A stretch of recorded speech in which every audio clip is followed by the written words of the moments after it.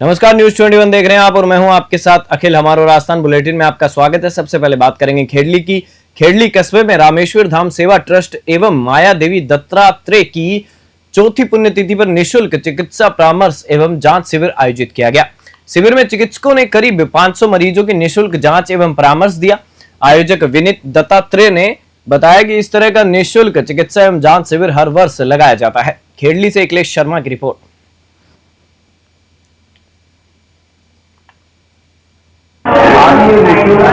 Medical शिविर लगाया गया है,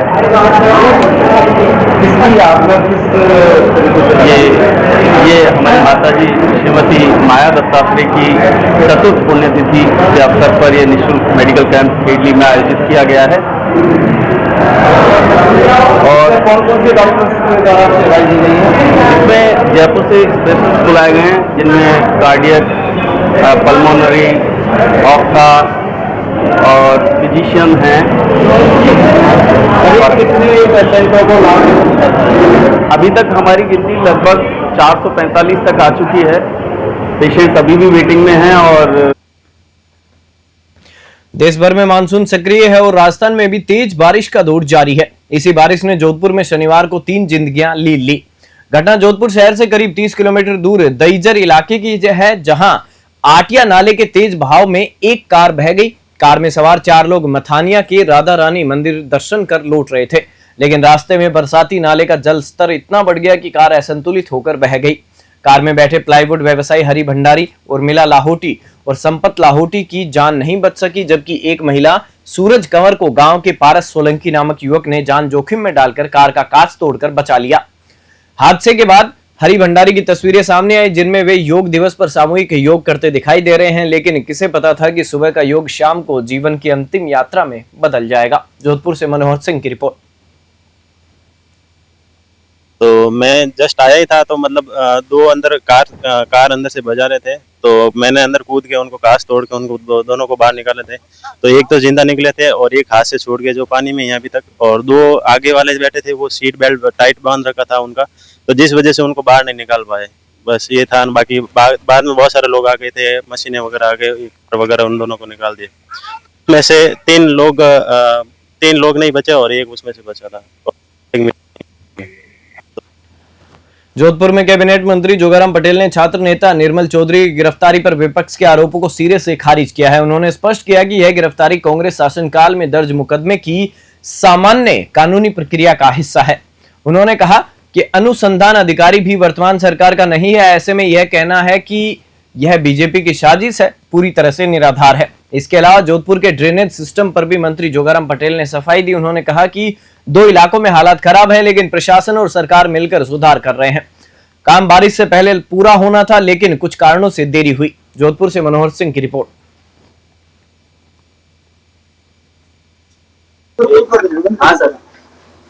राज कार्य में अव्यवस्था करने, बाधा डालने, पुलिस के साथ धक्का मुक्की करने का आरोप लगा है। पूरी जांच के उपरांत कांग्रेस के समय का केस है। कांग्रेस ने मुकदमा दर्ज कराया, कांग्रेस के सरकार का समय का मुकदमा है, और जांच भी कांग्रेस के समय हो गई पूरी। अब जो जांच हो गई जिसमें आरोपी पाया गया है, तो सामान्य प्रक्रिया के तहत गिरफ्तारी होगी। न्यायालय में न्याय प्रक्रिया में विश्वास करना चाहिए। न्यायालय में जाए, अपना पक्ष रखे और जो भी कार्रवाई वो कार्रवाई करे। मुकदमा कांग्रेस के राज में दर्ज हुआ, जांच कांग्रेस के राज में हुई, आरोप बीजेपी पर लगा हुए, ये कांग्रेस की ओसी मानसिकता है और उनको आरोप लगाने के अलावा कभी उनको कुछ दिखता ही नहीं है। और कभी कहते हैं कि न्यायपालिका में विश्वास करना चाहिए। अब न्यायपालिका में विश्वास करे, अनुसंधान अधिकारी हमारे समझने का नहीं है। जोधपुर रेंज के आईजी विकास कुमार की अगुवाई में लगाए गए ऑपरेशन झनकार में पुलिस को बड़ी कामयाबी मिली है। टीम ने 1 लाख के इनामी और 6 साल से फरार कुख्यात तस्कर चीमाराम को गिरफ्तार किया है। चीमाराम पर 15 से अधिक मुकदमे दर्ज हैं और वह नशे के नेटवर्क में मध्य प्रदेश, मारवाड़ और मेवाड़ में सक्रिय था। आपको बता दें कि आईजी विकास कुमार ने बताया कि चीमाराम ट्रिगर, हैप्पी और हाई स्पीड ड्राइविंग जैसे अपराधी तौर तरीकों के साथ पुलिस को लगातार चकमा देता रहा, लेकिन तकनीकी और मानवीय आसूचना के आधार पर टीम ने महाराष्ट्र से पीछा करता हुए मध्य प्रदेश सीमा के पास एक ढाबे पर उसे धर दबोचा। उसके बाद आगे की कार्रवाई जारी है। जोधपुर से मनोहर सिंह की रिपोर्ट।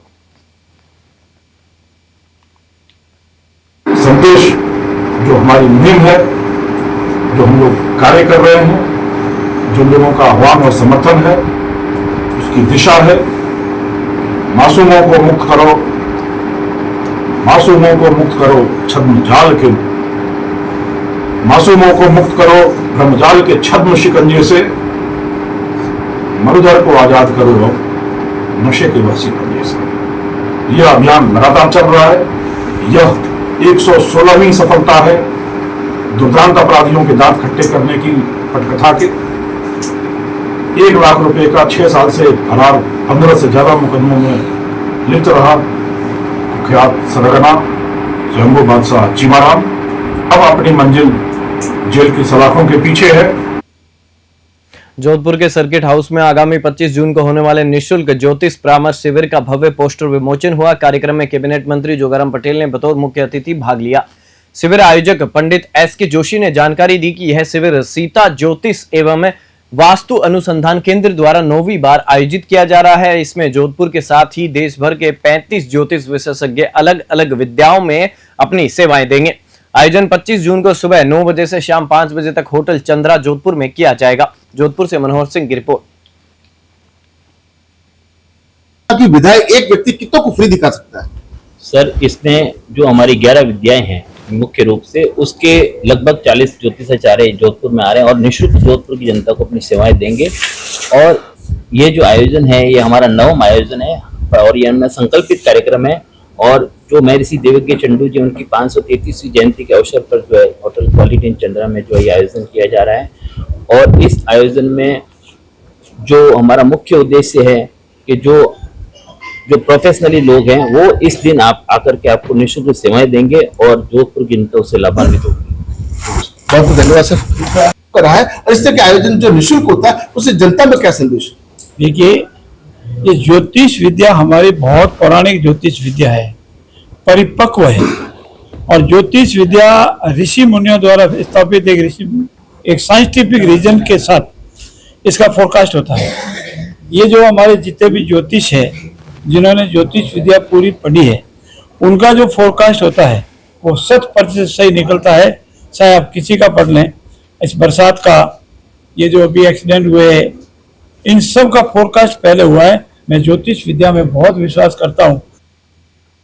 श्रीगंगानगर जिले के सूरतगढ़ के औद्योगिक क्षेत्र में राजस्थान के कृषि मंत्री डॉक्टर किरोड़ी लाल मीणा ने एक गोदाम पर छापेमारी कर भारी मात्रा में खाद का अवैध भंडारण पकड़ा। इस कार्रवाई से इलाके में हड़कंप मच गया। गोदाम से कोरोमंडल IPL और सरदार ब्रांड के DAP और अन्य कृषि उत्पादों के करीब 30,000 बैग बरामद हुए। छापेमारी की सूचना मिलते ही कृषि विभाग की टीम मौके पर पहुंची और गोदाम मालिक से पूछताछ शुरू की गई। कृषि मंत्री ने बताया कि यह कार्रवाई किसानों के हित में उठाया गया कदम माना जा रहा है, जो खाद की कालाबाजारी और अवैध भंडारण से परेशान थे। श्रीगंगानगर से कृष्ण आसेरी की स्पेशल रिपोर्ट। सैजनी का एक गोदाम है और इसमें हमारी सूचना के हिसाब से 30,000 बैग DAP के हैं।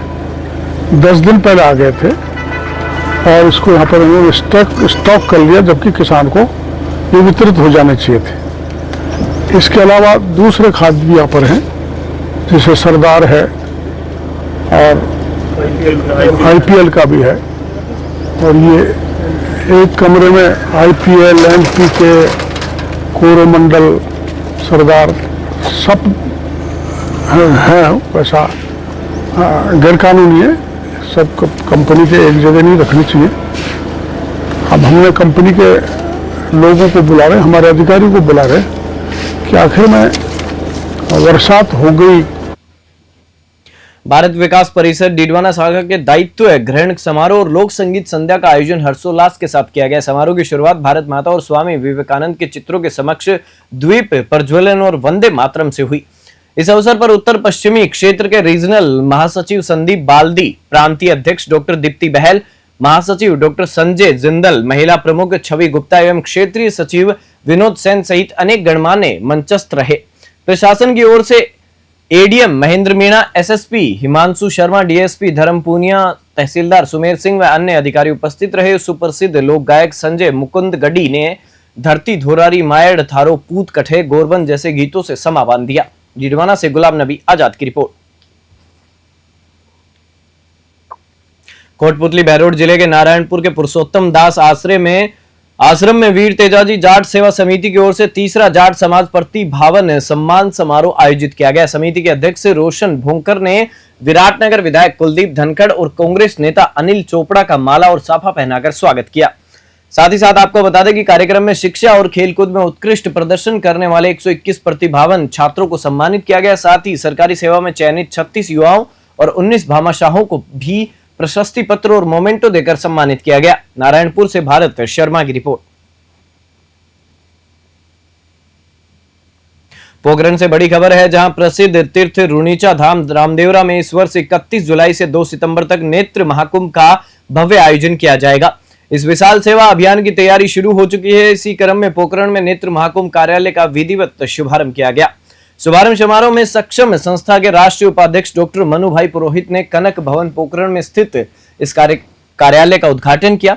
पोखरण जोधपुर मार्ग पर स्थित इस भवन में आयोजित शुभारंभ कार्यक्रम में नगरपालिका अध्यक्ष मनीष पुरोहित, पार्षद दिनेश व्यास, सक्षम के जिला सचिव दमाराम माली मोरानी सहित कई गणमान्य नागरिक उपस्थित रहे। पोखरण से भूपेंद्र राणा की रिपोर्ट। हमारा राजस्थान बुलेटिन में फिलहाल इतना ही। आप देखते रहिए न्यूज़ 21।